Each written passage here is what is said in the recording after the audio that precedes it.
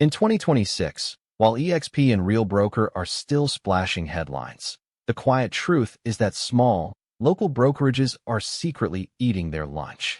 The U.S. real estate brokerage market is set to hit $281 billion by 2031, but a deeper look shows a fundamental restructuring happening right now. As of January 2026, agent loyalty is dead, natural growth is gone, and the old volume-based recruiting model is breaking. What's actually working are these intention-built firms that leverage hyper-personalization and tech they actually use. Stick with me, because the last part of this is the piece almost everyone gets wrong, and it's the part that decides whether you win or lose here. Believe it or not, small, local brokerages are quietly outperforming mega-brokerages like eXp and Real, with some seeing a 15% increase in agent count and market share in key metros through mid-2026. This isn't just about agent churn, which Matt Lamarche predicts will remove 300,000 agents from the industry this year. It's about a fundamental restructuring of the U.S. real estate brokerage market, projected to hit $206 billion by 2025.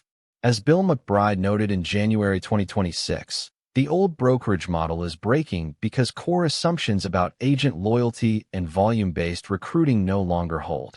Agents, now part of the independent agent economy, are driven by support and hyperlocal data, not just commissions. While early 2026 saw a market feeling a breeze behind us, according to Mike Pappas, CEO of the Keys Company, that sentiment quickly shifted with rising rates and global instability.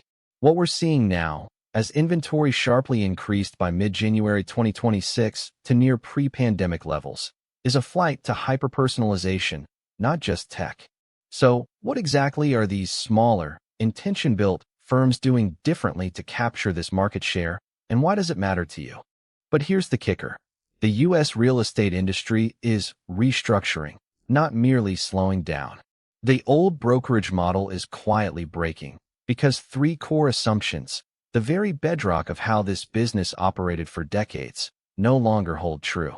We're talking about agent loyalty, the expectation of natural year-over-year production growth, and the volume-based recruiting model that mega-brokerages have leaned on for so long.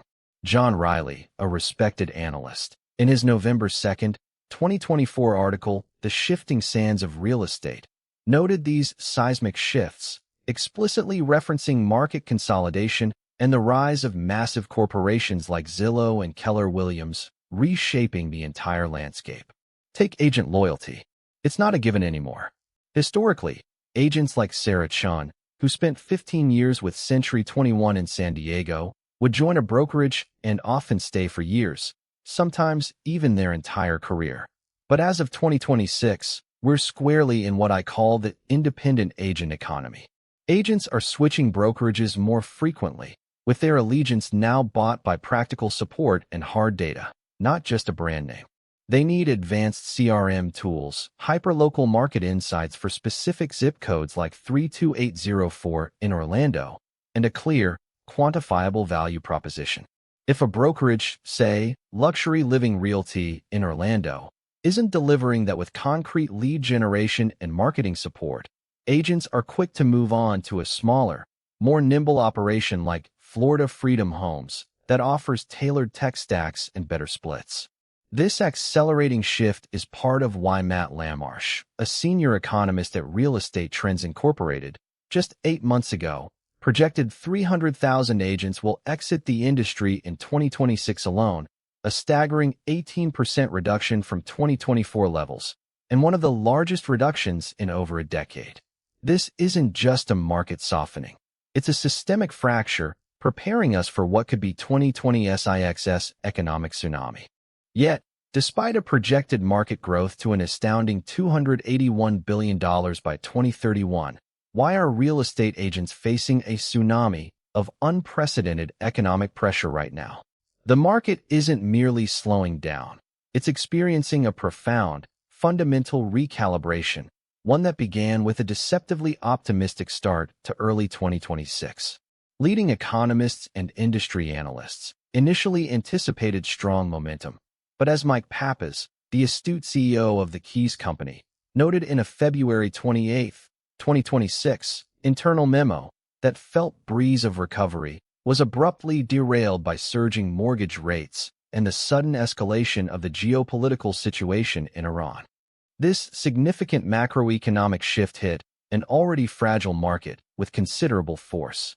Bill McBride, the influential voice behind Calculated Risk, reported vividly on January 21, 2026, that inventory increased sharply by mid-January 2026, nearing pre-pandemic levels of 1.4 million units. You'd typically expect transaction volume to follow suit, but it has softened dramatically instead, leaving a glut of more homes lingering on the market without ready buyers. We're seeing the painful consequences unfold in bellwether states like Florida, where the Florida Housing Market Tracker from August 10, 2026, tragically confirmed median home prices reaching a fresh cycle low of $392,895 by June 2026, a stark decline from the 2025 peak of $420,000. This isn't an isolated dip, it's a widespread contraction, culminating in what Carrie B. Reyes highlighted in First Tuesday Journal on April 20, 2026. A significant rise in foreclosures in 2026, particularly impacting California, with a 30% year-over-year increase reported in Q1 2026.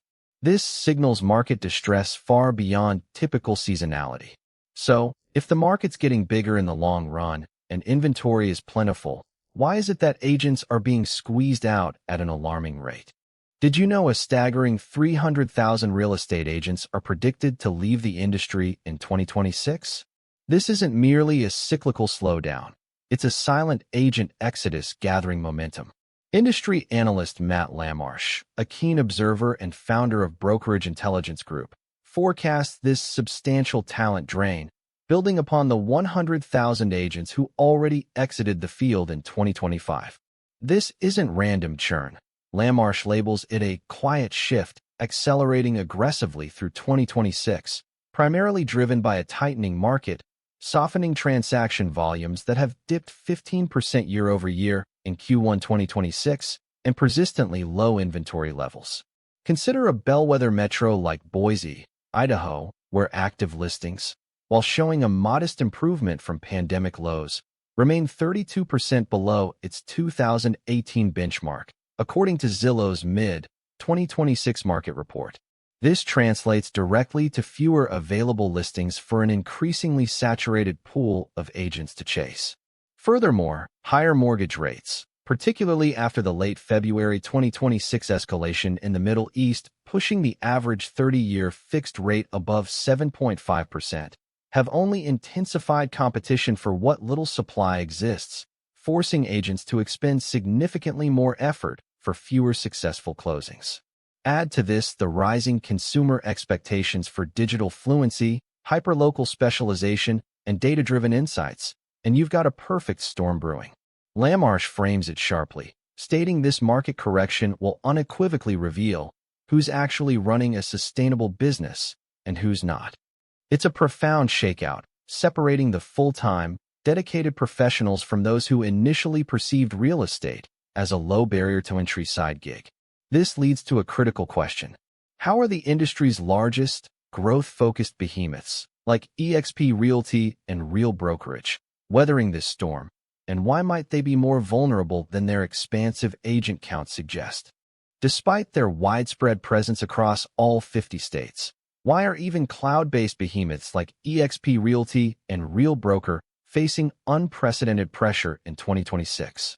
Malcolm Lawson's updated eXp versus Real Broker side-by-side comparison 2026 from August 7th clearly illustrates the intense competition at the top, but the underlying data suggests even these giants are vulnerable to the market's fundamental restructuring.